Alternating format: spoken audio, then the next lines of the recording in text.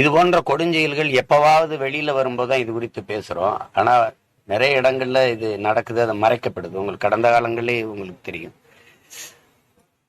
அதுக்கு உடனடியா நடவடிக்கை எடுத்து கடும் சட்ட நடவடிக்கை எடுத்து தண்டனைகளை வழங்காதனாலதான் இது அப்படியே செய்தியாவே இருந்து கடந்துருது. இப்போ உங்களுக்கு தெரியும், பொள்ளாச்சியில் நடந்த கூட்டு வன்புணர்வு கொலைகள், இந்த வன்புணர்வு எல்லாம் காணொலியா வரும்போது எவ்வளவு பதறி துடித்தார்கள் மக்கள். அப்ப அந்த எதிர்கட்சியா இருக்கும்போது ஒன்று பேசினார்கள், திருப்பி அதிகாரத்துக்கு வரும்போது அதை பற்றிய நடவடிக்கை எடுத்ததாவே செய்தி. அதனால இந்த குற்றங்கள் ஒரு செய்தியாவே வைத்து கடத்தப்படும் போது, அது மறைக்கப்படும் போது இந்த குற்றச்செயல்கள் தடுக்கப்படாம மீண்டும் மீண்டும் தொடரும். கடும் தண்டனைகள் மூலமா தான் இது மாதிரி நிகழ்வுகள் நடந்தால் கடும் தண்டனை இருக்குங்கிற ஒரு உளவியல் அச்சம் வந்தாதான் இந்த மாதிரி குற்றங்கள் தொடராது.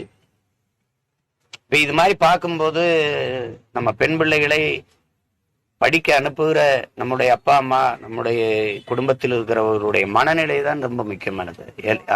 ஒரு அச்சமின்றி நம்ம பிள்ளைகளை அனுப்பி வைக்க முடியாது அப்படின்னு.